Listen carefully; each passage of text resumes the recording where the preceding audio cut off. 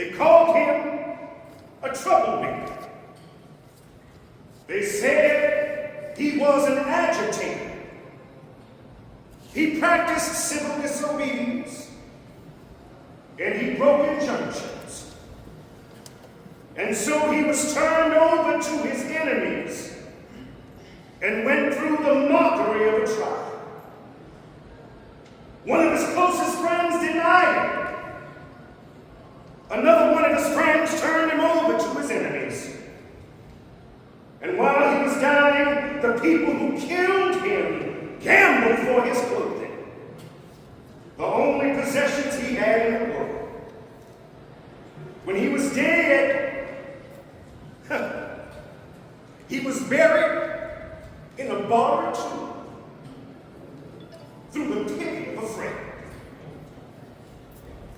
19 centuries have come and gone, and today he stands as the most influential figure that ever entered human history.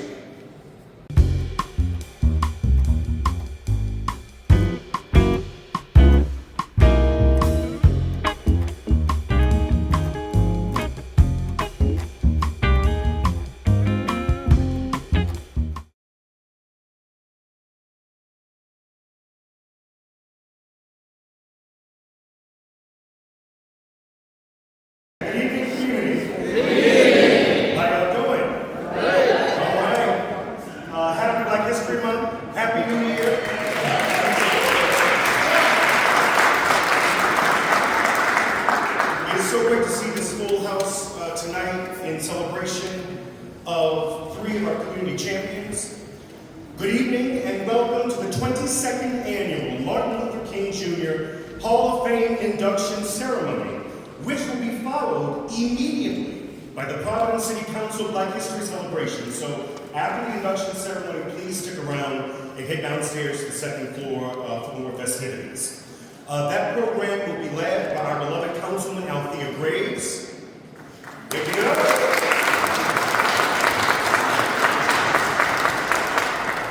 if y'all are lucky, she may sing later. Right, Councilwoman? And my name is Joe Wilson, Jr. I'm the Director of Art, Culture, and Tourism for your great city of Providence, and I will be your MC for this induction ceremony. The MLK Hall of Fame celebrates individuals whose work and lives embody that of one of our most consequential civil rights icons. We gather today in honor of them to reaffirm our commitment to justice, equality, all in the service of others. This year, we honor, and I give y'all full license to hoot and holler and give applause. All right? Archie Johnson.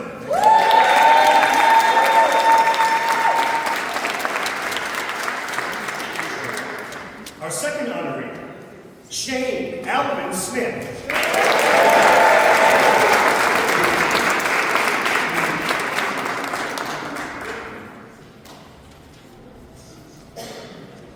Mr. Lee, I am so sorry. And finally, the late, great Cedric Paul Huntley.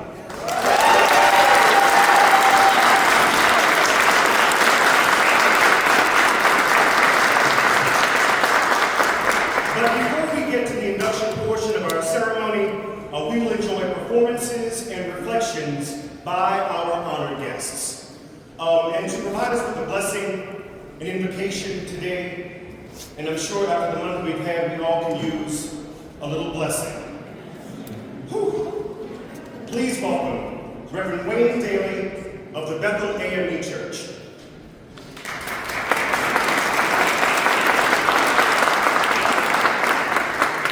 Thank you, Joe. To our mayor and all elected officials in this place, to all the officers, to the members, to this great city of Rhode Island, where I hail from Boston and I travel here on weekends to pastor Bethel AME Church. So I look forward to get to meet each and every one of you and establishing a relationship that will better and help build this community. Let us pray. Our Heavenly Father, Doesn't matter if we call you Adonai, Allah, Elohim, Jehovah, Yahweh.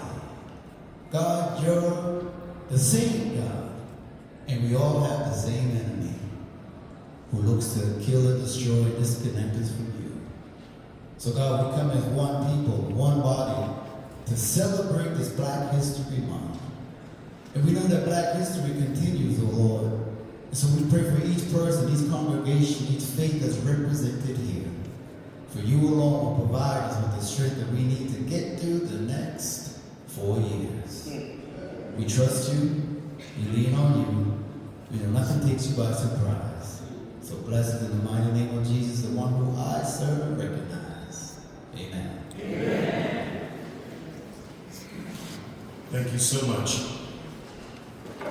So, before we honor Mr. Lee, and we honor Mr. Huntley, and we honor Mr. Johnson, we are going to enjoy a series of performances, and one of my favorite artist collectors are the young people from Music One.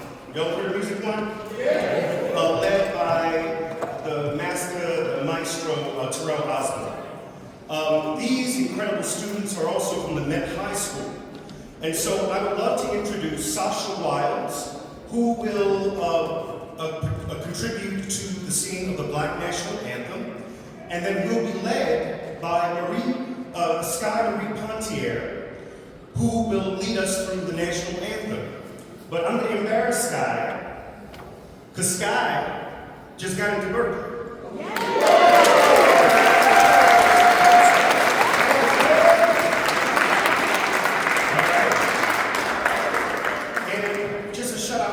Terrell speaks about this all the time, using arts and using creativity as a gateway, as a pathway, as a trigger to success. And you two young people are shining examples of why we are so proud of everything that Music One does, and why we will continue to be proud of you as you go out to that wide world and do great things. So first up, we have Sky, who will lead us in the National Anthem, and then Sky will be joined by Sasha to lead us in the Black National Anthem. Could we all please stand?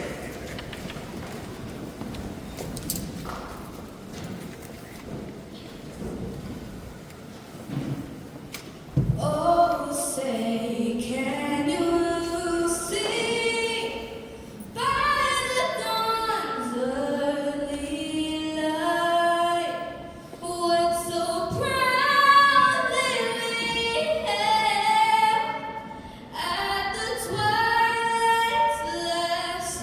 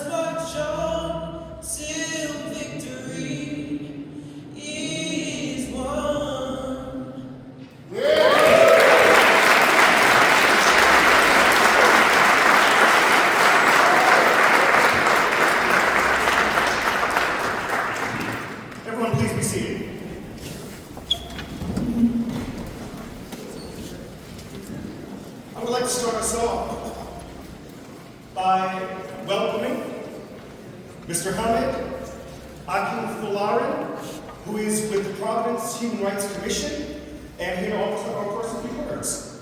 Thank you. Good evening, everyone. Happy Monday. I'd like to start off by welcoming everyone here to the Providence community. Mayor Brett Smiley, City Council members, PHRC members, welcome to the 22nd MLK Awards. At this moment, I'd also like to recognize all current and past PHRC members. If you could please stand up.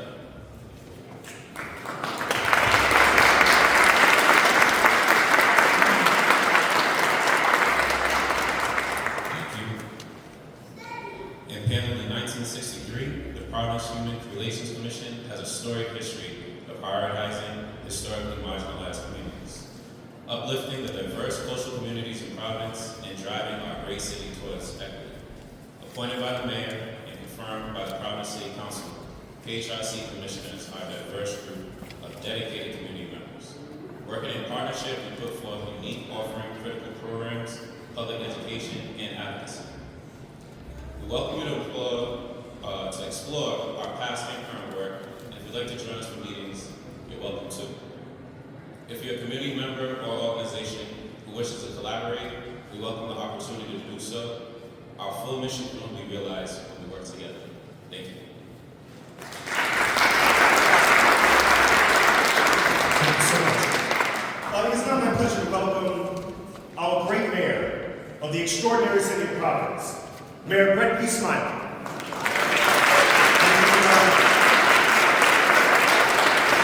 And a warm thank you to Joe Wilson Jr. for being the MC, and we'll all see in a few minutes that Joe's in city service now, but has not given up his acting roots when he puts on impassioned reading, which he does every year, which is something we look forward to. I want to thank the HRC for their hard work throughout the year, and for the service to our city. Sometimes serving on a public board in the city can be thankless work. These are volunteers, they have other responsibilities, so I want to thank all of them, particularly Celeste Terry Lowe, who's the acting chair, and their staff lead, Wendy Johnson, our executive director. I also want to welcome friends. We are in their house tonight from the Providence City Council. In just a moment, we're going to hear from Councilman John Goncalves, Councilwoman Graves, Councilwoman Harris, Councilwoman Andequa, Councilwoman Anthony, Councilwoman Vargas, and Councilwoman Peterson. Thank you all for being here tonight and for welcoming us into your chamber, and of course, Speaker Pro Tem Representative Ray Hull for being here tonight. So thank you to all the public servants who have taken time out of their busy schedules to be here tonight. And to the honorees, congratulations. This is an exciting night for us as a city, and hopefully it is for you as well. If folks see on the back of their program, you can see the past honorees, and you are joining a group of civic leaders who have changed this city for the better, and we think that you are very worthy of their company. Some of those past honorees are here tonight. This is a risky endeavor because I might miss a few, but I know Mr. Joseph Buchanan is here, Dwayne Blue Hackney, Jim Vincent, Shondell Bernie Speaks, Joe Wilson Jr., Helen Baskerville Dukes, all past honorees who are here tonight. In addition to Hamid's father, who's a past honoree, Morris Akinfularin. And so it is quite a group that we've assembled, and for the three of you tonight, and Anika on behalf of Cedric, it's an honor for me because I have a personal relationship with all of you, and have been able to witness and see the good work that you do in our community. And we're going to have a chance later in the ceremony to talk about each of you individually. But so I'll just say globally, particularly given the extraordinarily long 2 weeks that we've just lived through, and probably a long 4 years ahead. The folks at the Institute, I've seen the t-shirts, and Mr. Cedric was one of them, were proudly proclaimed as hope dealers. And tonight we're honoring 3 hope dealers. And I think this community needs to have a little bit more hope dealt in the streets right now. And so for all of your good work that you've done, this is very worthy. For all of the good work that we know that you both will do, and Anika, that you do in our community and our state as well, and certainly to Cedric's legacy. These are really, really worthy acknowledgments and recognitions. And I'll just close. There's no shortage of quotes from Dr. King that any of us could find at any moment. But he once asked, life's most persistent and urgent question is, what are you doing for others? And so as we think about the hurt in our community, and the fear and anxiety, to be able to have an opportunity to recognize those who have done so much for their community. And for all of us, while it may feel like our ability to effectuate change globally is limited right now, our ability to effectuate change locally is stronger than ever. And we are going to make sure that this beloved community of ours is strengthened and is strong and looks out for one another, welcomes and embraces all, and will remain a safe refuge in the years to come. Thank you very much.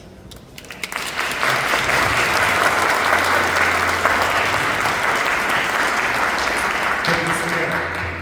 Next up, to welcome us into their house, please give a warm round of applause for Councilman John Guncross.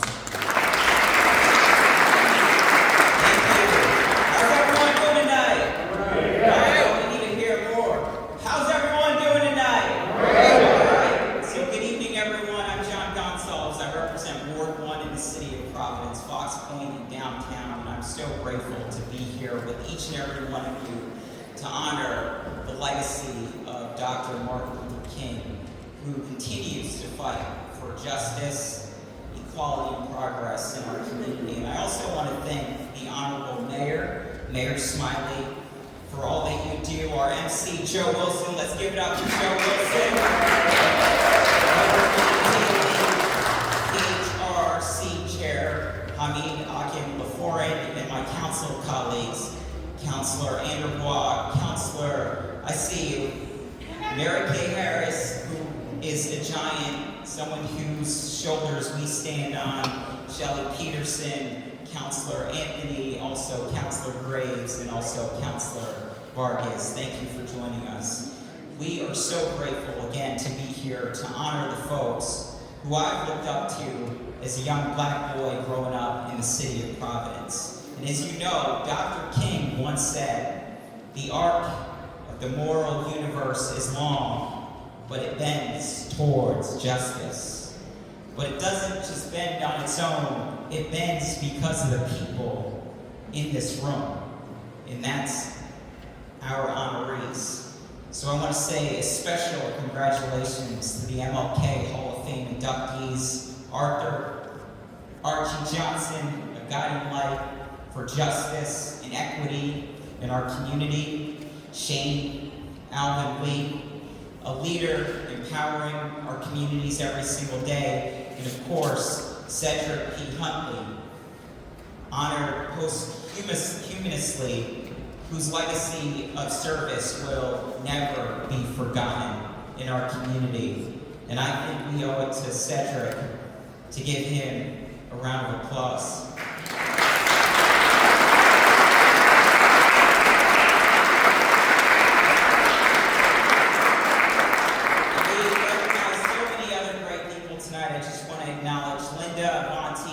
Who's going to be recognized, James Clements Jr., we've got Teresa Guzman Stokes, Joaquina Bella Texera, and the Rhode Island Black Heritage Society for making Providence a more just and equitable city. And as we transition to Black History Month, let us remember that our history is global.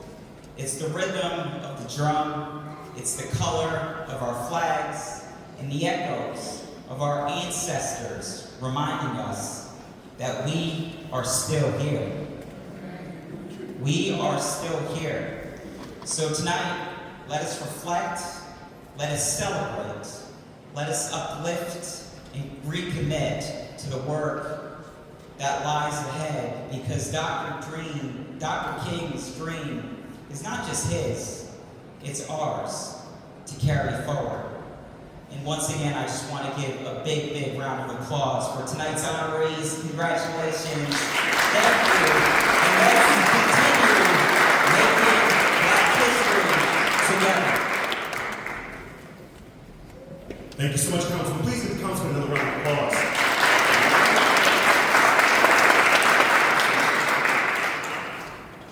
Great. So it's time to induct these beautiful humans into the MLK Hall of Fame. Arthur Archie Johnson, also known as the Community Guy, is a lifelong Rhode Islander born in Providence. He has dedicated his life to empowering underserved communities across this state. Archie is the founder of Team Connect RI, a transformative program for teens, and co-founder of the annual Cultural Fest RI. He is also an associate at BAMI Farm in Johnston, where he supports a collective of Black and brown farmers, fostering sustainable agriculture and economic opportunities. His latest initiative, the Rosa Parks Resource Center in South Providence, offers critical resources and support to residents. He is a devoted family man, and he works tirelessly to create lasting change and advance equity in Rhode Island's most vulnerable communities. Please stand up and show your love for Arthur Archie Johnson.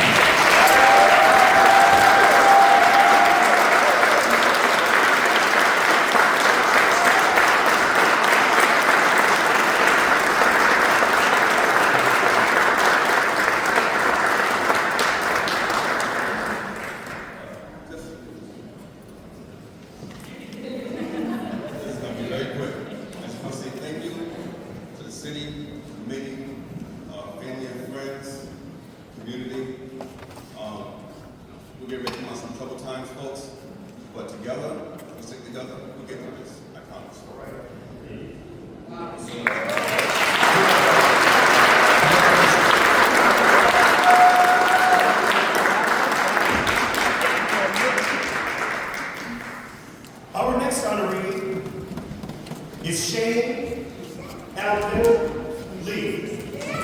Yeah, come on, man.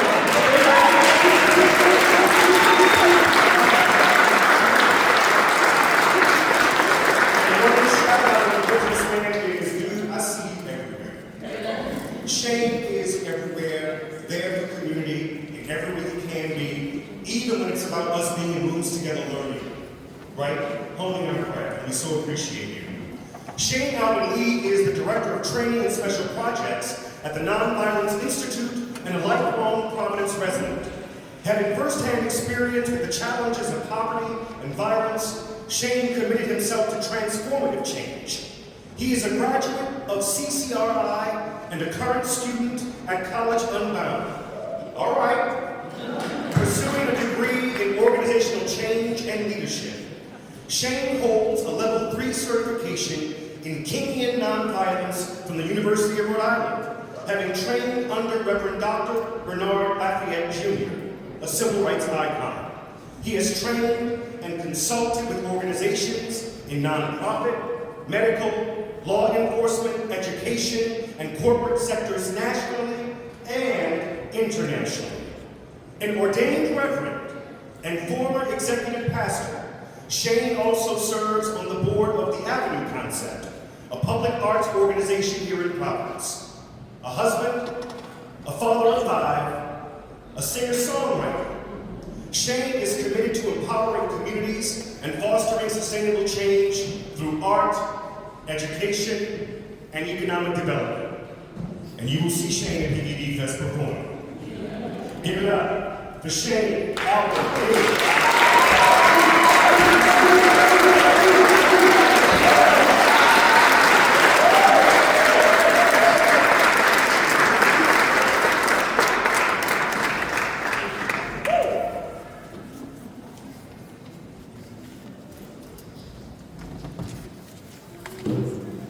Good evening, everyone. Good evening. So I do have a few words that I wanted to say to my community. First, we're in tough times. But the thing that'll keep us strong is our love for each other. So I say first, I love you. Born and raised in this city, I've worked with so many of you, alongside so many of you. And in 3 areas I've been dedicated in. The first was, of Of course, in civic engagement. Many of you know I was a student at Central High School, once a night, always a night. And 11th grade was an anti-tobacco, anti-violence education funding fights. There was a lot of fights. I remember working with Direct Action for Rights and Equality, Mary Kay, when I was a young whippersnapper, Acorn, Rhode Island, and now NVI under the leadership of Lisa Peter Warren. Thank you for your leadership, Lisa. Also, the African American Ambassadors Group, which is under Chanel Brady Speaks and Ms. Wanda Brown, thank you. I was a page in the Senate. I paged for Senator Caprio and served on the Rhode Island Board of Regents with Caprio, who was honored last year. Music is another way I serve my city, because when your spirit is low, you need something that's going to lift you high. And so I was part of Music One for a short time at David Oaks Rec with Terrell as well. And when I was younger, I was running around the state called the R&B King of Rhode Island. When I was working with Who Dem, opened up for many acts, local and state government celebrations, the Langston Hughes poetry reading, the Harlem Garden Renaissance Party with Mark Raffini. I mention this because when you've walked through a city your entire life and touched so much, getting an award like this means so much more than just an accolade. It's part of your life story. And then, I learned as an ordained Reverend on the Bread of Life International Worship Center, run by Pastor Rudy Mosley. I have performed weddings and funerals in our darkest time. I still think about the young 7-year-old girl who was my cousin, Niall. We think of you always. You know, Bible school, and running that for a while. I say this because when you are in the trenches with people, it matters differently.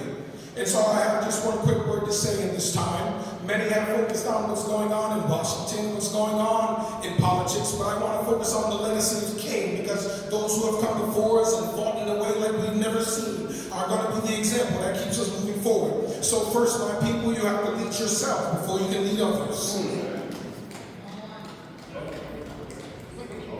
Because there's so much battle within us that stops us from loving one another. And in our community, the most, right? We've got to love. We've got to look at each other and say, Black is beautiful, and Black is powerful, and Black is history and will continue to be. But after you do that, you have to look past yourself in order to see others. Because it's about more than yourself. We've got to get over the division. We've got to get over the grudges. We've got to learn to forgive. It's not once you go from being a private citizen and you call yourself a community leader, it's a lot more than how you were hurt last year. You're not going to work on a partnership because you don't get along with this organization, or you don't get along with that leader. That partnership is designed to benefit the community and the youth that you said you were for. You've got to look past yourself in order to see others. And as far as Washington is concerned, I say to my community that there are things that we control, and then there are things that we don't control. As the mayor said earlier, a beloved community, building our beloved community is one of the greatest forms of resistance that we can ever wage in these times. The legacy of King was not only in the work he did and the changes he accomplished, but in the kind of leader that he was. The kind of leader that we need today. In fact, the what he did and the why he did it grew out of the who he was and became over time. I posit that more emphasis should be placed on our mental and emotional health and state of mind, individually and as it regards our thoughts in relation to others in community. We have got to take care of our mental and emotional health, community. Because what's going on now will tempt you to kind of lose it, and we don't want to do that. I quote Grace Lee Boggs, who said, in order to change and transform the world, we must change and transform ourselves. If we don't understand our thoughts and beliefs, we won't understand ourselves and why we move the way we do in the spaces and places we find ourselves. You must understand the basic philosophy you operate out of, because it will dictate how you treat others and how you move through these difficult times. Sometimes to get to the person of love and community who has the resilience is a journey, but you have to start it. King was on a pilgrimage to nonviolence as expressed in his book, Stride Towards Freedom. We say that he was about peace, justice, nonviolence, and equal rights, but no one can be about these things unless they become these things and are these things. This is why you can be confused by a civic servant who doesn't serve in civility. Character is developed over time and tested and tried in hard times. to see if it's true. Integrity matters. We are in hard times now, and in the days and months ahead, there will be many valley moments where we feel hurt and harassed by what we're seeing and hearing. But remember that in order to have a valley means there is a hillside or a mountain peak nearby. The valley itself doesn't seem so daunting when we are together in it, because it's often not where you are, but who you're with. And if we are together, we can move to the mountain peaks of love, collaboration, and mutual protection, and celebration that much easier. So we are going to need to be for and not against each other in these valley times. Each and every individual will need to do a heart check to make sure that they are all together so we can be all together. There will be no room for attitudes and issues that divide us. We won't ignore wrongdoings, but let us put them on the table, deal with it, and after that, stay for each other. And do not allow yourself to grow to the temptation of hating. Everything you see on the news and media and everywhere else is going to want to draw you in. It's going to play on your anger. It's going to want to make you turn and say, I'm just ready to turn up tables. And don't let it do that, because you heard King when he said that darkness cannot drive out darkness. Only light can do that. And hate cannot drive out hate. Only love can do that. So let us take care of ourselves. Let us take care of each other, and there will be no storm we can't weather so long as we stick together. Thank you.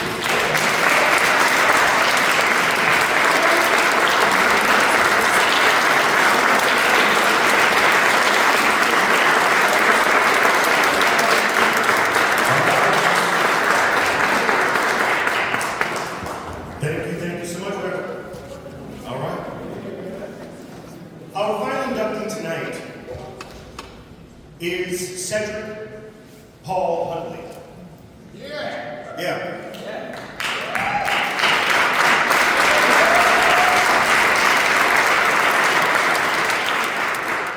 Mr. Cedric, Mr. Huntley was a tireless community advocate and mentor, dedicating his life to education and service. Born in Lafayette, Louisiana, Cedric later moved to Providence, where he made a profound impact. A standout basketball player at LaSalle Academy, he discovered his passion for mentoring youth in 1976, setting the foundation of his life's work. Cedric earned degrees from Rhode Island Junior College, now CCRI, and Cambridge College, and built a diverse career in public service, small business ownership, and youth advocacy. Most notably, he served as the executive director of the Nonviolence Institute, where he championed peace and showed social justice by expanding programs to break cycles of violence and support affected communities. Cedric was known for his love. Cedric was known for his patience. Cedric was known for his humility. And his legacy continues through the lives he has touched and all of the programs he has developed. And accepting this award on behalf of Cedric P. Huntley and his family is a cherished partner of the City of Providence, is a valued colleague of mine in the Department of Art, Culture, and Tourism, and I hope that I can continue as we develop our relationship, call you my friend. So please, give a warm welcome to Anika Kilmer Huntley.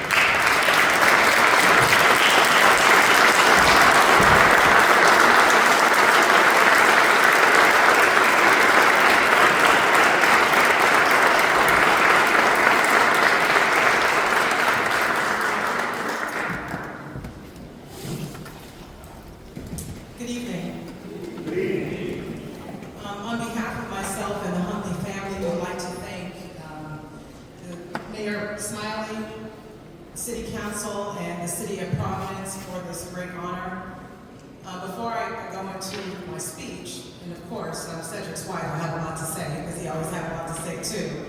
I remember one day he said to me a couple of years ago, he goes, you know, I've won a lot of awards, and I'm looking around the house going, yes, you have won a lot of awards, because they're still up today. But one of the awards that received was this one. And so I am so very sure, is so very honored to receive this award, and we thank you so much for continuing to make his dreams come true. So as you're very well aware, Cedric was very passionate about his work with the community. And I thank you for this opportunity to allow me to speak about him in this setting. As I contemplated exactly what to say tonight, I thought it would be appropriate to share what was always top of mind to Cedric.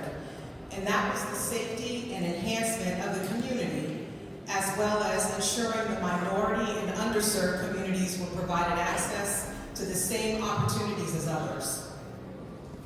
As you all know, Cedric was a problem solver, a relationship builder, and I describe him as a synergist.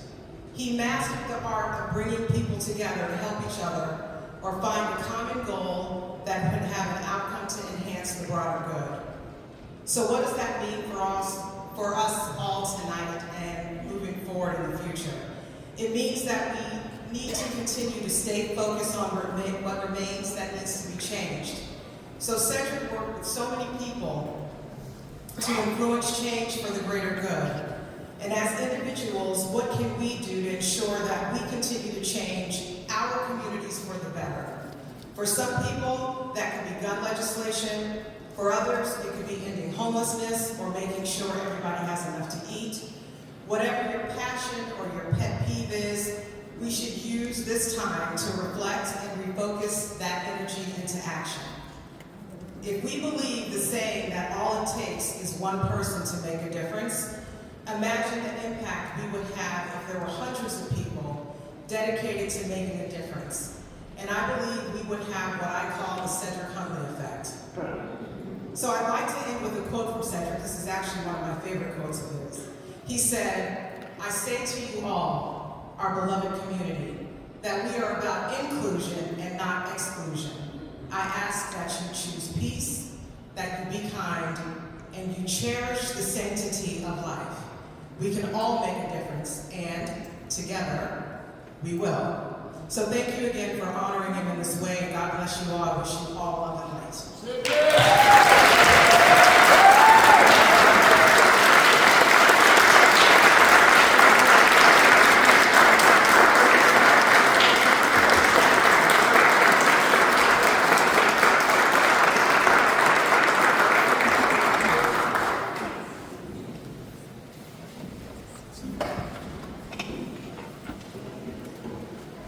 Can everyone hear me? I'm experimenting with not using this mic. I would like to offer a tribute to our honorees, and I'm not a preacher, but I'm a preacher's kid. So I'm going to do my best with an excerpt from one of my favorite speeches from Dr. King, which was actually delivered on February 4th, 1968. Excerpts of this speech were then rebroadcast during Dr. King's funeral, which was held on April 9th, 1968, 5 days after his assassination. This speech is entitled The Drum Major Instinct, because we are here celebrating 3 drum majors, but we're also here celebrating, calling on us all to find the courage to be a drum major. I know a man, and I want to talk about him for just a minute because he was a great one. And maybe you will discover who I'm talking about as I go along the way. You see, this man went about just serving. He was born in an obscure village, the child of a poor peasant woman. And then he grew up in still another obscure village, where he worked as a carpenter until he was 30 years old. Then for 3 years, he just got on his feet, and he was an itinerant preacher. And then this man went about doing some things. You see, he didn't have much, He never wrote a book. He never held an office. He never had a family. He never owned a house. He never went to college. He never visited a big city. He never went 200 miles from where he was born. He did none of the usual things that the world would associate with greatness. This man had no credentials but himself. He was 33 when the tide of public opinion turned against him. They called him a rabble-rouser. They called him a troublemaker. They said he was an agitator. He practiced civil disobedience, and he broke injunctions. And so he was turned over to his enemies and went through the mockery of a trial.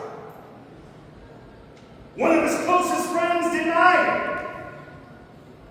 Another one of his friends turned him over to his enemies.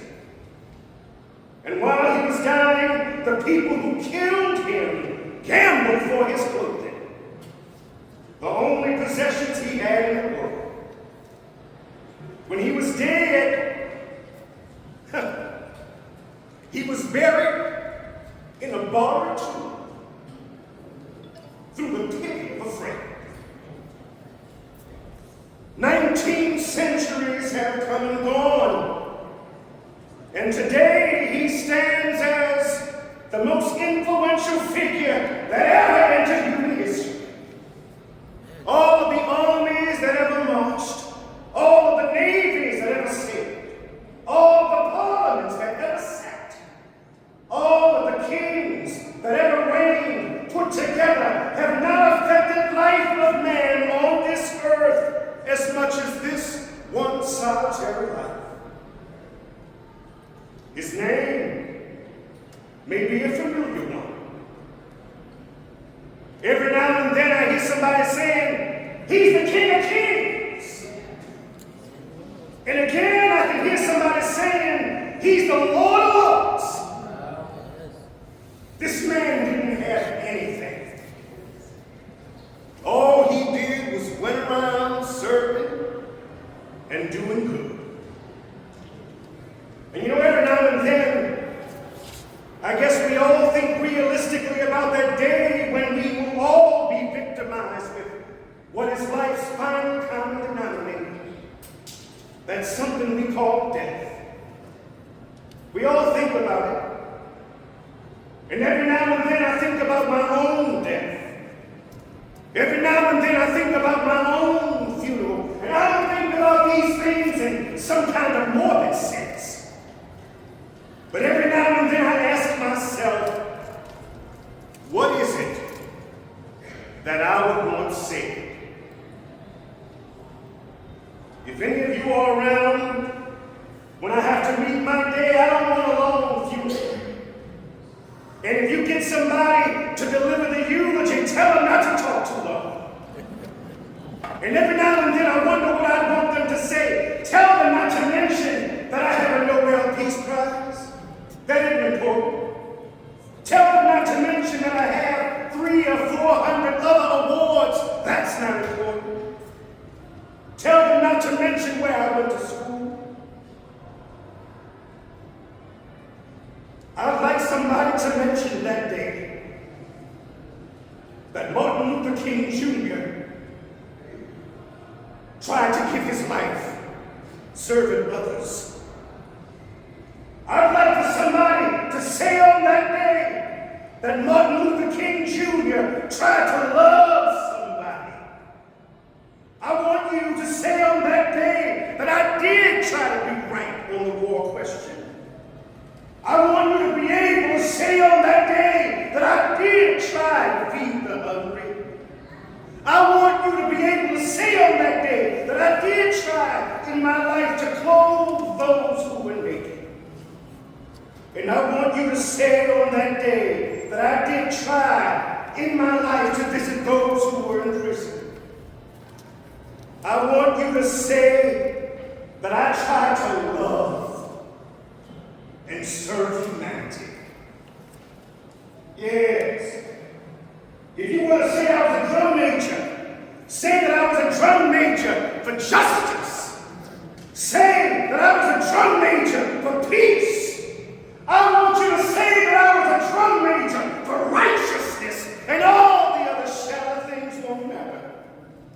I won't have money to leave behind. I won't have the fine and luxurious things in life to leave behind, but I'll leave a committed life behind.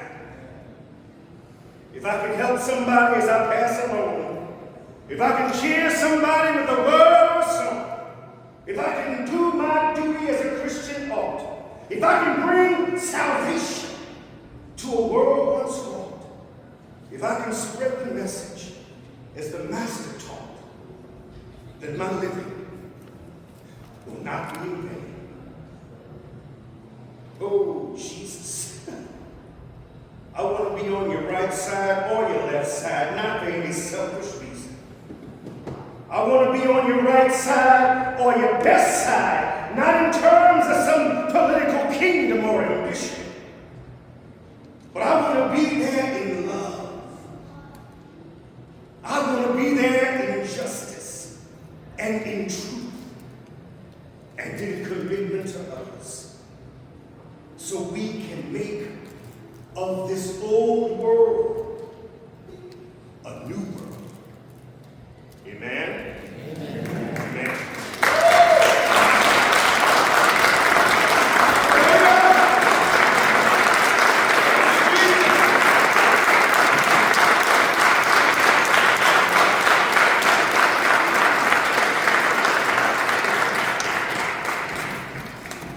And now I'm sweating like a pig. For our last performance today, Reverend here. Yeah, for our last performance today, we welcome the Mixed Magic Choir.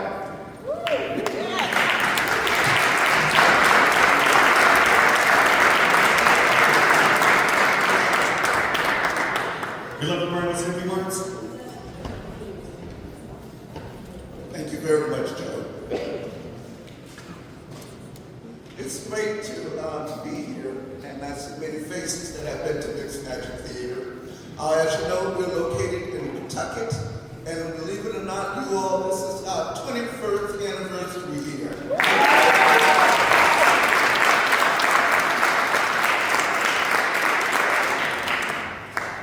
For Black History Month, we have several events coming up. On February the 21st at 7:30, we have a conversation with Senator Reed and Gabe Arno with Jonathan as the moderator. And it's going to be talking about arts and the importance of arts in our lives.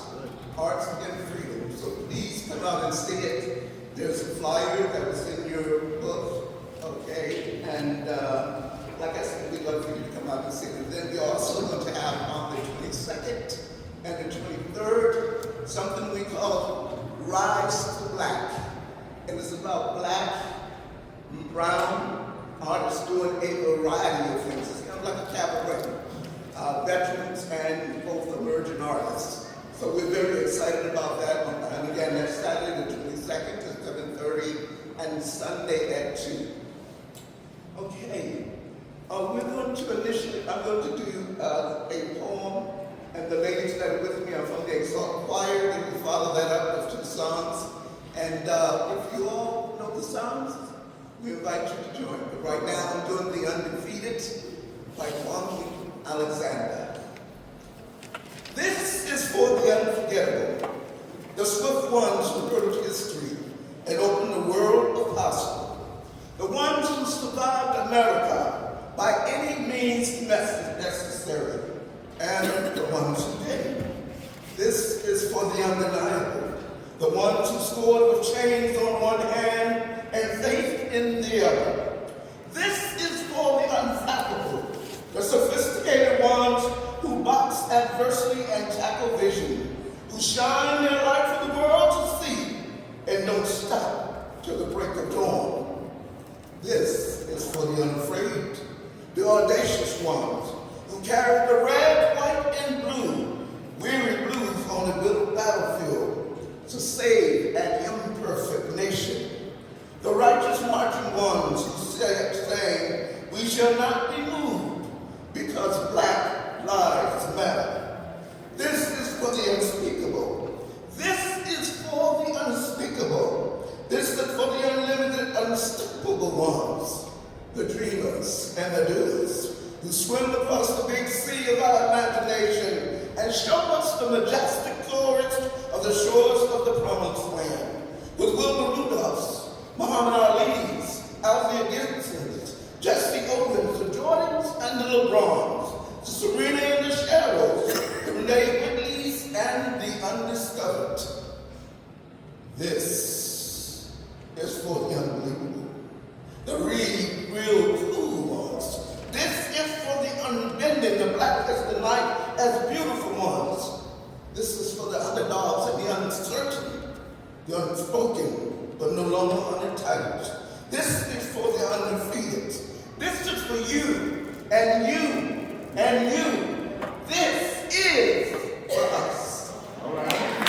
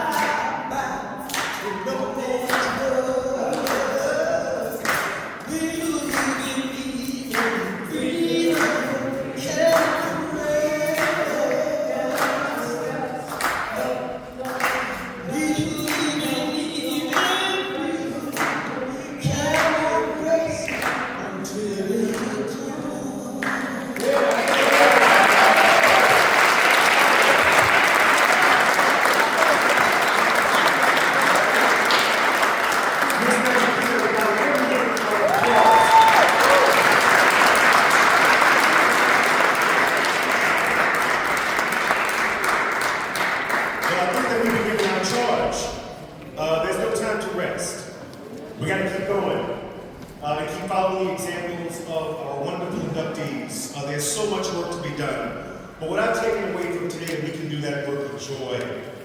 We can be hopeful in that work and be forward thinking in all that's ahead of us. It has been a pleasure to be your MC for this portion of our program. Now we're transitioning to the City of Providence City Council's Black History Program, and it is my pleasure to introduce your City Councilwoman, Althea Graves.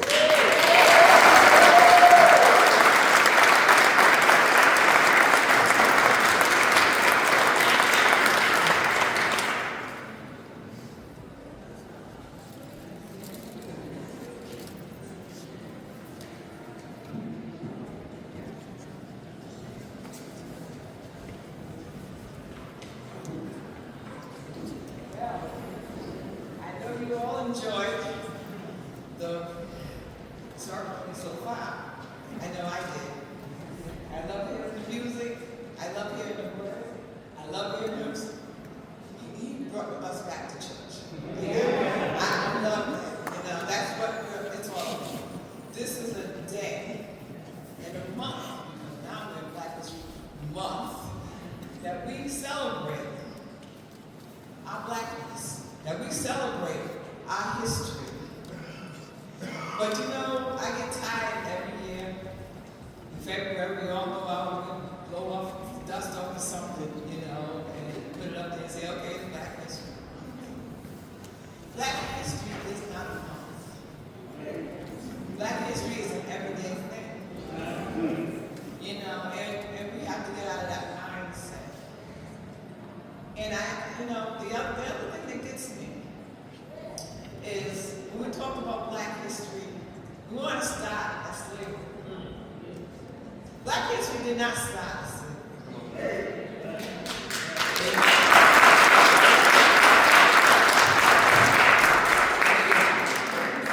If we want to talk about Black history, we're going to have to go back. We're going to have to go way back. We have to go back to the motherland. The motherland is Africa.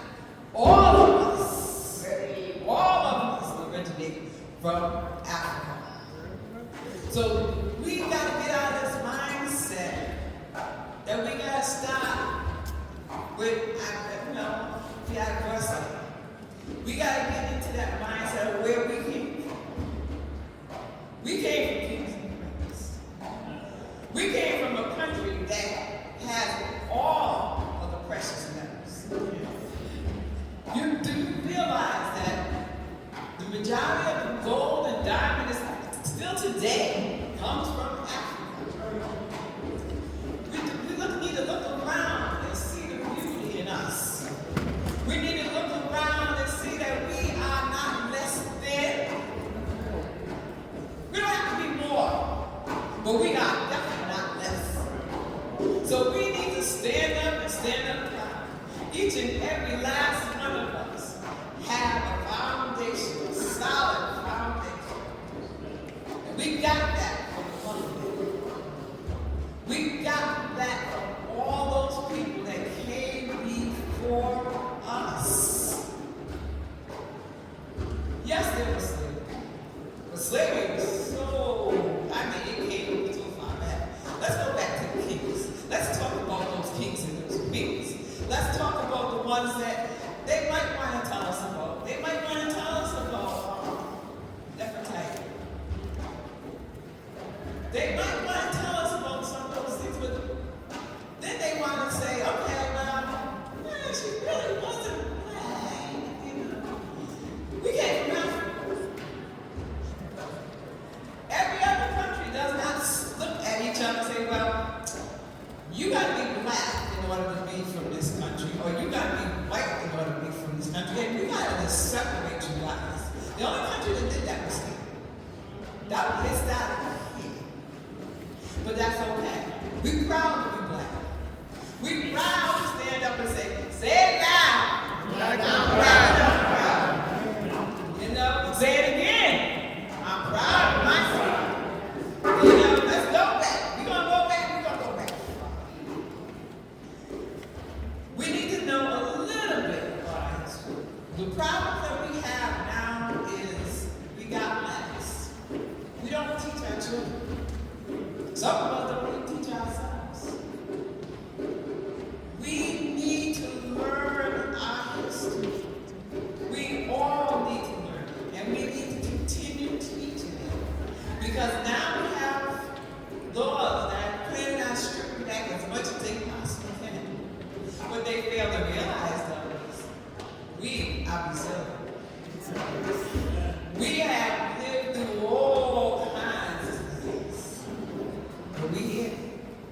We're still walking. We're still talking. We're still singing them songs. We are still preaching. And we need to know and teach our children our worth. We are worthy of everything that we earn. It wasn't given to us. Stop falling into the thing that people have given us stuff. No, we earned everything that we have. Everything we're going to get, we're going to earn it. We might have to take a few steps back and remember the old ways of how to survive. But you know what? Like I said here before, we are resilient. I always got things with you. We are resilient. And we will continue to survive. We will continue to prosper. And we still will be the beautiful, say it loud, black and proud people. Because they ain't going to stop us now. We're going to keep on stepping. And we're going to let it be known in our voices, loud and proud. Now, I'm here. I was here at the beginning of the time, and I'll be here to the end of the time. And not get rid of me. If anything, you need to watch me. Watch my swag. Watch my form. Watch my talk. Watch me. Watch me. That being said, I'm going to go back to some of our history because we do need to know what they invented, some of it. Does anybody know who started Black history? Y'all right. Some of y'all went to school and learned this. Hey! There you go. 1926. Was it a month? Yeah. It was a week. And it stayed a week for 50 years. But we finally got our month. And we're going to celebrate each and every 28 days. Maybe on a special time, 29. We're going to celebrate, right? The other thing that we also need to remember, I have my little flag here. Does anybody know what this is? I'm listening. You should have opened up one before you came down. This is our African flag. African American flag. These colors represent certain things. When I was a teenager, I went to school. And I was like, why are we only in the weeds? Why are we only in the We got the shortest one. Why? You know, I was white. You know, because Anthony Davis was my girl. I took you. You know, and I learned, well, you know what? It used to be a week. You should be happy. Go with it. But I decided, you know what? I need to know a little bit more about us. My mama taught me a lot, but I need to know a little bit more. And she said I was a little bit more. So these colors represent a lot of things. One of the colors that is not on here, that is on some of the flags is gold. I learned this little poem when I was 16 years old. It said, red is for the blood that we shed. Black is for the color of my skin. Green is for the lushness of the winds. And gold is for the richness within. And I was like, oh, I like that. You know. So I want us to start instilling all these things in here. Because I didn't hear a lot of responses. I know some of us getting old, we forget some stuff. But we need to be able to tell our children, not children, everything about us. They should never feel like they're less than. Don't ever feel that way yourself. Always stand tall. And sometimes you might have to have an extra leg because mine's over there, you know, that game. But you stand as tall as you possibly can. You keep your head up and you be proud.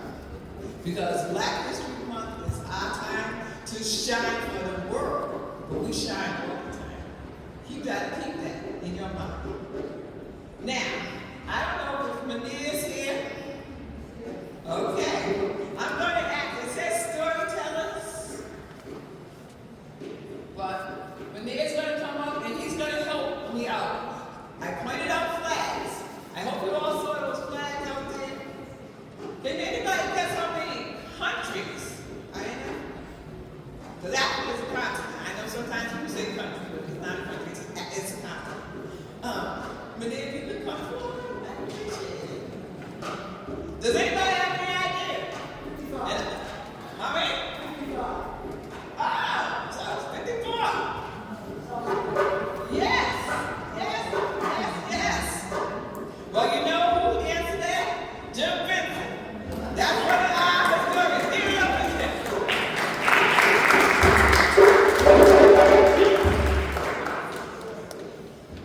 Okay. I don't think I saw anybody with their flags, but I wanted to, Lisa, before you go, I want to give a shout out to Lisa.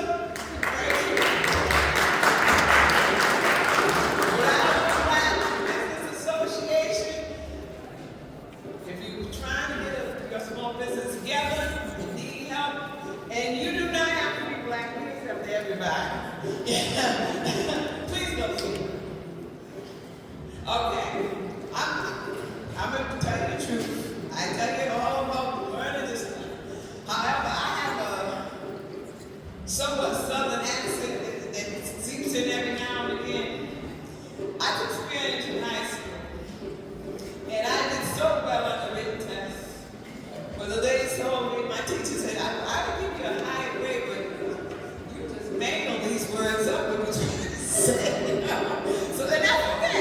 I learned a little bit of something. 1972, yeah, class of 1972. But then, this is one of the people that I want you to talk to,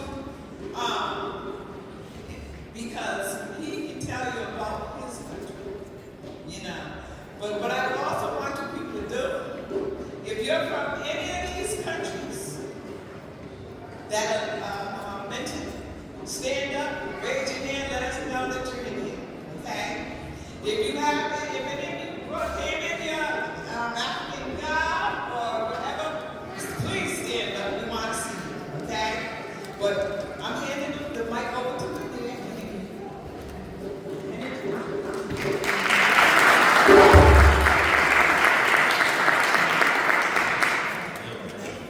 My name is Mohammed.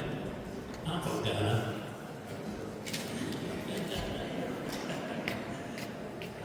I didn't think I'm going to make it today. I'm nervous. When I heard that he wanted me to come, you know what? That's why we're a little bit late. Linda helped me to get ready to be here today. But I'm glad that I made it because Africa is dear to me, and I believe that it's dear to me too.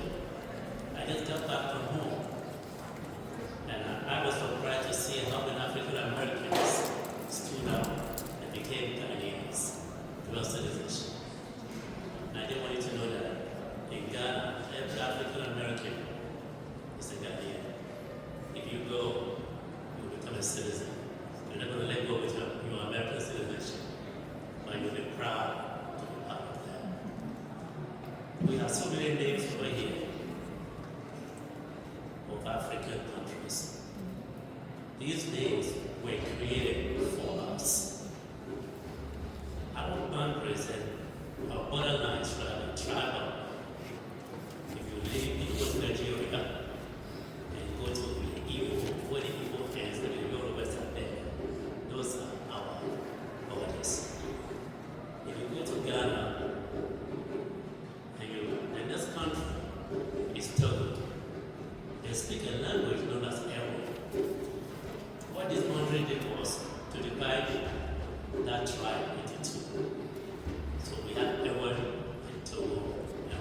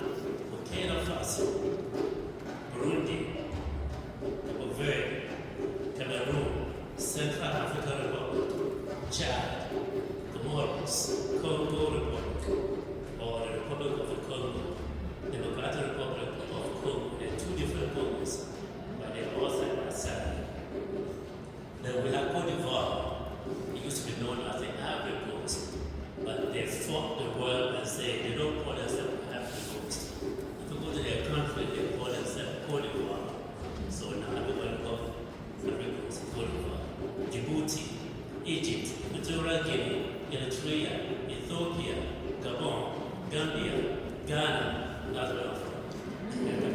Guinea-Bissau, Kenya, Lesotho, Liberia, Libya, Madagascar, Malawi, Mali, Mauritania, Mauritius, Morocco, Mozambique, Namibia, Niger. If you go to Niger, they call us Niger. So Niger, Nigeria, Rwanda, Sao Tome and Principe, Senegal, Seychelles, Sierra Leone, Somalia, South Africa, South Sudan, Sudan, Swaziland, Tanzania, Togo, Tunisia, Uganda, Zambia, Zimbabwe. Before I give this mic to Althea, I just want to know how far we are related. I did my DNA. Last time I checked, I have 400 African American distant cousins. Please, let's be kind to one another. You don't know.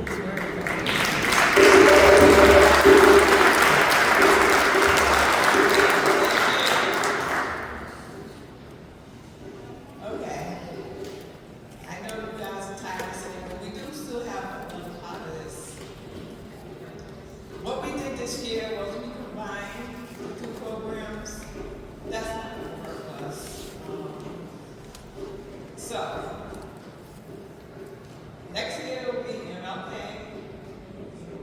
And then we will also do Black History Month.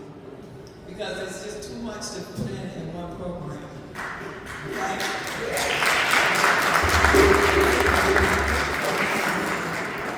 But now, I hope that everybody's here. When in 1977, I believe, I met the person that was leading Rhode Island Black Historical Society, Rowena. Rowena was fabulous. She was one of the ones that said, if you don't know your history, you don't know yourself. And I just thought she was fabulous, and she put together Emancipation Day. And all I wanted to do was go ahead and march on down there. They had me ready, they asked me to march. I was okay, I can do this. I was young at that time, I was living. And it was fabulous. And Emancipation Day was something that we did every single year, And sometimes we do it for 1 day, sometimes we do it for 2 days, sometimes we did it for 3 days. But she was the one that started us to doing that and really celebrate. But her main focus was to get people in to learn about our culture. A lot of people didn't know about it. So we had to spread the word. And it was fabulous going in. It's still there. We need to get more and more people in there. Not just the kids on the school bus that they do a little day trip and say, oh, this is good, okay, blah, blah, blah, blah. We all need to know this, because all of us, each and every last one of us, have roots, and we need to know where we come from. So, I would like to, we're going to give out citations to Linda. We're going to give out citations to the senator. I don't see it. So he's still, but I saw Bella. We're going to give out a citation to Bella. These women, and James here? Right here. Okay. Then I want you to meet these people. These are fabulous people. They follow in Rowena's footsteps. She was the one that opened up the doors for our history. These are the directors that came after her, and they taught us something. You need to talk to them afterwards. You need to really get a chance to speak with them. Unfortunately, what we do a lot of times is we let the people that know so much die out. And then we say, oh, I wish such and such was here, she would have known. I wish such and such was there, they know all about it. But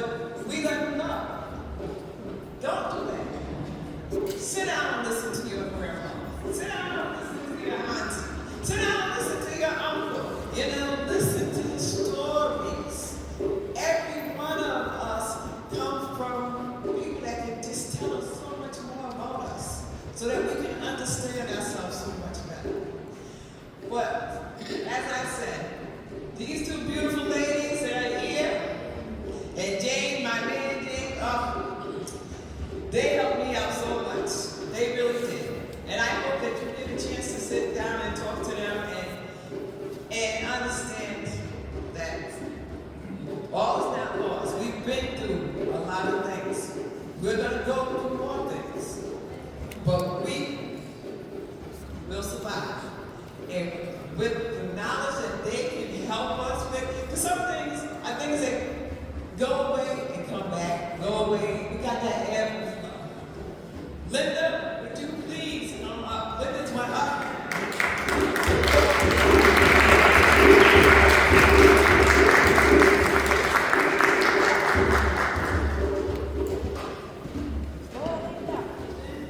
Linda, this woman is fabulous. That was her husband that came up the first time. But here it is.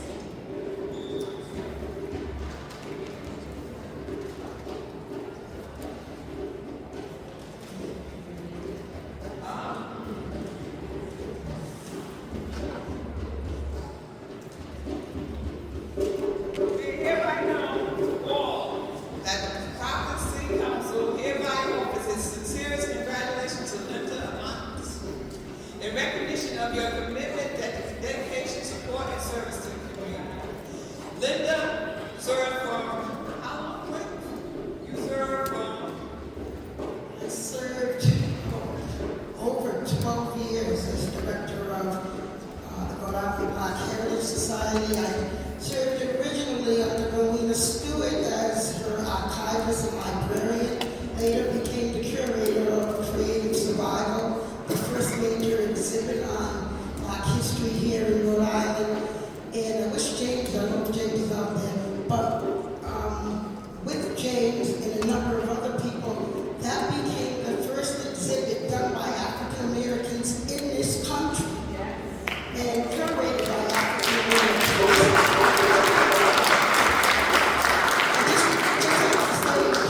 Althea mentioned Rowena Stewart. We learned so much from her. We learned so much that Rhode Island really had a rich Black history here, and continues to. We have to keep researching, we have to keep collecting, we got to keep preserving it. I know it's still being done, but there's so much more that we need to be doing out there.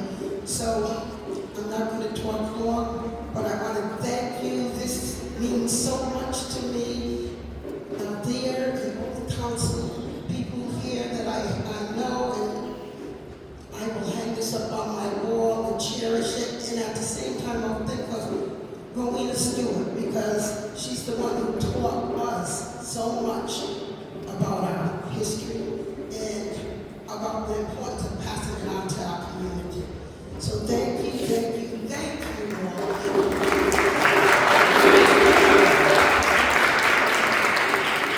not just me doing this. You know, the council loves you, but we also have something here from Lieutenant Governor Sabrina Matthews.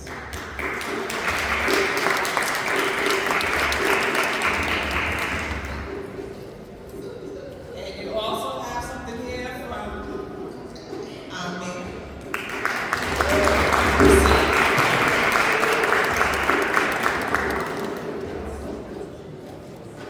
Because all of us recognize the things that you do. Linda has not stopped. She's still working in the community, doing for the community. She will always do so. She's like me. I think we're probably gonna die running around trying to do something for somebody. Not today.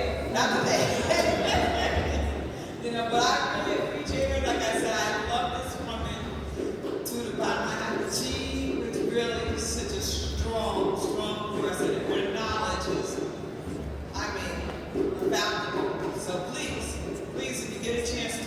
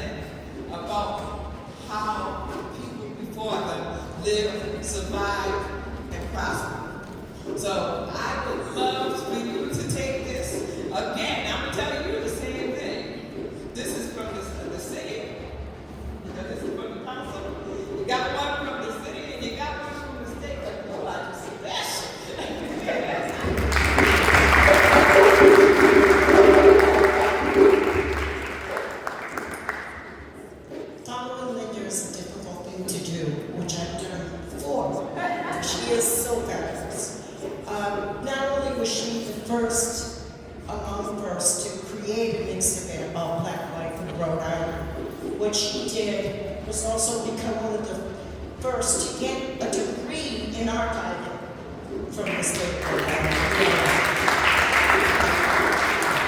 Oftentimes when we succeed, people don't give us credit for even trying. When I first started, there were people that knew Cape Verdeans. I'm from Cape Verde, West Africa. I was born a Portuguese citizen, and I couldn't wait to be an American citizen. First thing I did when I was 18, so I could vote. And I vote each and every time as an opportunity. So there isn't an anthropology class that I started doing research at Rhode Island College about Black life. And I was so shocked to read about the slave catchers. Now, I had amassed an incredible library of my own on all kinds of history, but I wasn't aware of the history that had happened right here.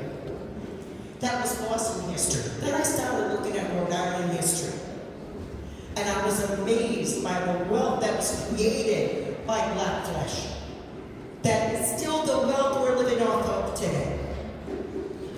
And I am amazed that I was able to participate in so many great things during my time as the director of Black Heritage Society. Because first I started out as the person who answered the telephones for Linda. I was the receptionist.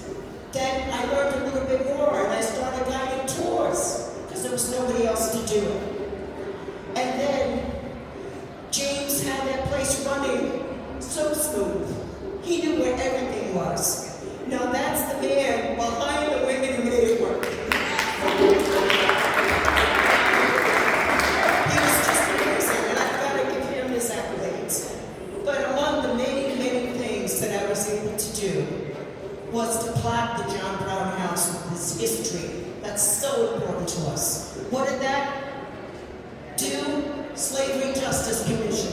I got to be a part of that. There were so many great things that we did.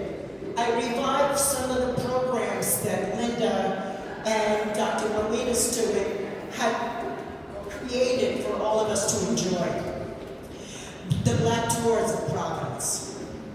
That was one of the most incredible things. I wouldn't have been able to do it except it was all there for me. So there always comes time when sometimes the door's shut and things get locked up and they're put in file cabinets, or now they get scanned into computer files, whatever. Take them out, share them, enjoy learning about the creative energy, the creative spark that makes Rhode Island, Rhode Island. Because without Blacks in Rhode Island, you would not be enjoying yourself today. We created freedom, no one gave it to us as a people. We had to fight for it, we died for it, we're still dying for it. So thank you very much. This award means a great deal to me as well. And by the way, I get letters from you every month. Well, it's on email. I'm on his list. And I follow everybody who's elected. But I've been doing something close to my heart, and it's something that Rainier does. I've been painting. So that's what I've been doing for the most part. But I would love to talk about Black Heritage Society and some of the stuff I've learned and the things that I continue to learn. Thank you very much.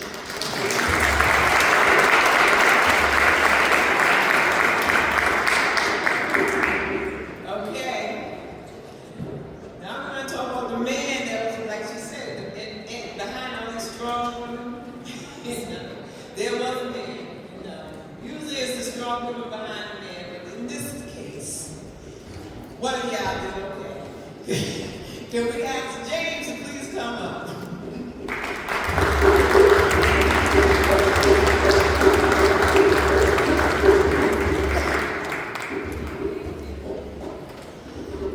James and I worked together for so long at Emancipation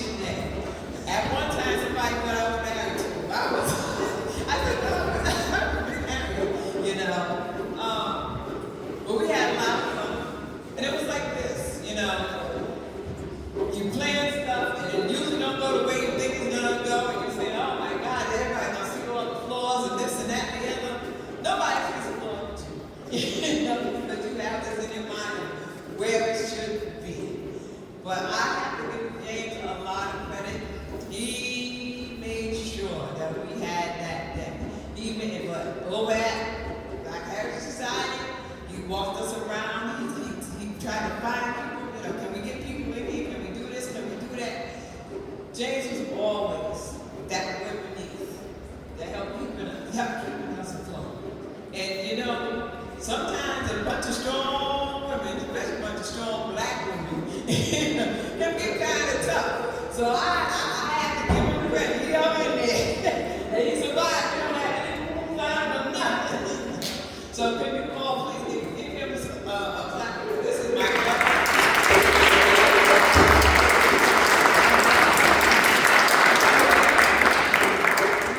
You get the same thing everybody else thinks of. Okay. I'm not very much speaking most of the time on record. And I love working, especially when I have opportunity to work, especially Linda, Rowena, and almost everybody in the city.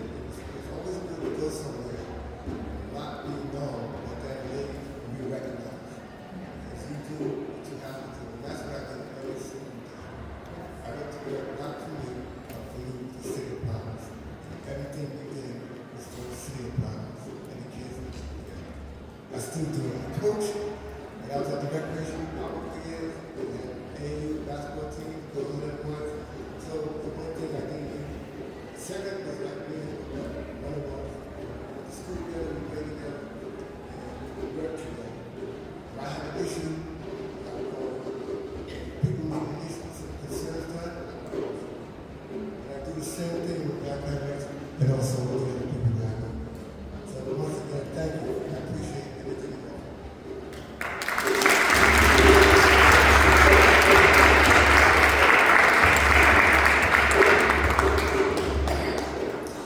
I know the audience is disappearing because it's been a long night.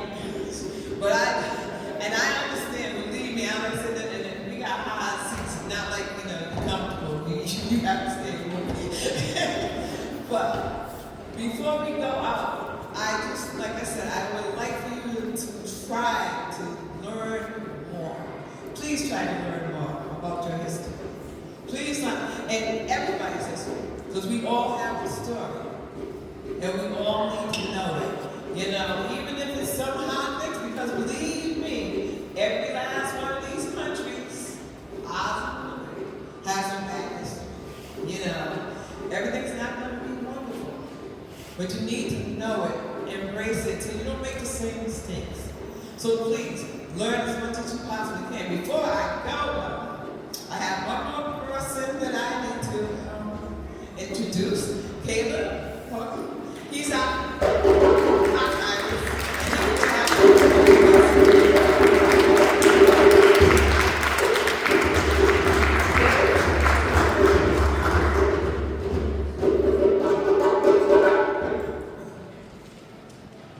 Hello all, I'm the city archivist, and I'm here with my good friend and living historian, Jason Rooms. We'd like to present an exhibit we put together at the Providence City Archives called This Sacred Charge, Rhode Island's Emancipators of Color in the Battlefield and Homefront, 1775 to 1865. This is a pretty auspicious time. 1775 marks 250 years of the American Revolution. 1865 marks the end of the American Civil War, 160 years ago today.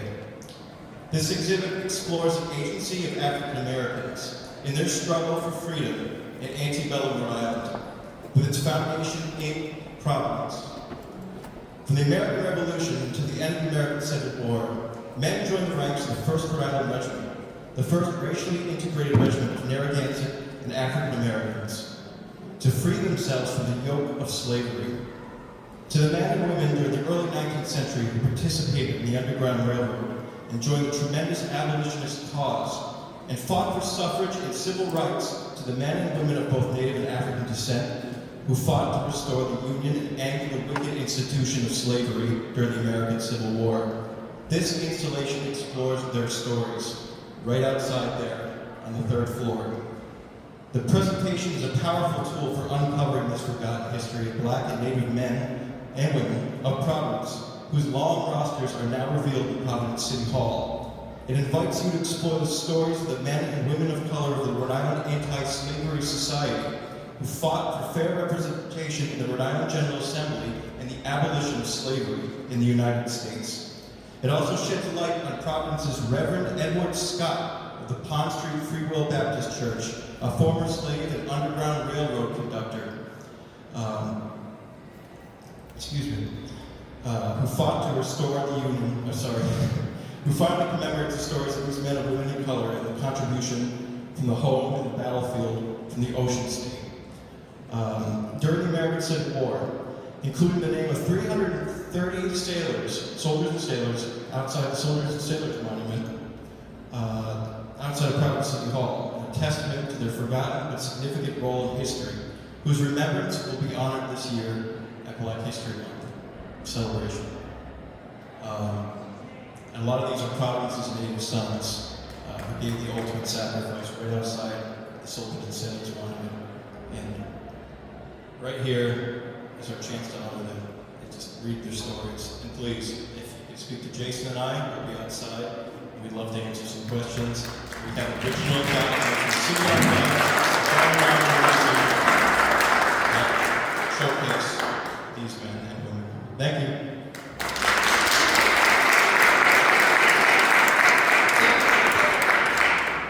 Okay, this is our story. So we're gonna have Caleb and them out there, but we also have other people. Talk to the ones that you see come up. Also talk to Jim. Talk to Bernadette and her handsome husband. I just realized he's sitting over in the corner. I'm not gonna with you, and talk to him. Talk to these people. Talk to anybody. Because we can all give you a little bit of our history. And it's all going to be different. Because we all come from different places and different backgrounds. You know? So please, like I said, I am really fierce and determined that we bring our children up better. Because I've seen too many of our children that don't know the history. And for there to be as many books and as many of us walking around, that's a shame. Shame on us. Because we should teach it. So please, and that goes for anybody's history. All of y'all, you may not be Black, but if you are not telling your stories, you're doing all of the children a disservice. And pretty soon they're going to be wondering why. Why didn't I do this? What was my mama doing? What was my daddy doing? How come nobody told me this? Why did I have to wait until I was 40 to figure out something or learn this? We need to let them all know. Let them all know. And we all know with this, again, with this man talking about taking books and changing education, everybody's going to have to sit down with a child and start teaching. Everybody. So get your book, get your rocking chair if you need one, get you some black space, put somebody on it, and start talking to them. That's the only way they're going to learn. But please, like I said, talk to all these guys that's up in here, every last one. Mrs. Hayes over here, talk to her in the back. Talk to her. Everybody thought I didn't see it, but I saw it all. And that, to me, is going to be the end of my presentation. Next year, what I want to do, and I want you to spread the word. We wanted to do it this year, but we did not have enough time. I want all 54 of those nations, those countries, somebody should be dressed up in those gowns and walk through here and show the colors, show what we're all about. And we're going to be playing the drums, and please give it up for our grandma over there.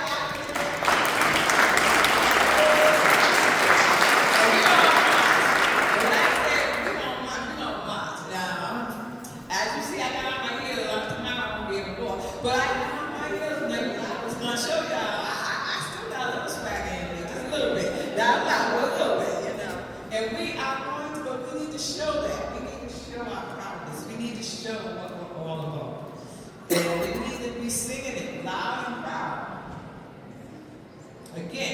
Say it loud. Say it again. No, I'm proud of my city. Yeah. Okay, that's the way to do it. Okay, I think we have another performance. Nope, the performance not okay. Well, don't we want to Can we get a round of applause for Councilman?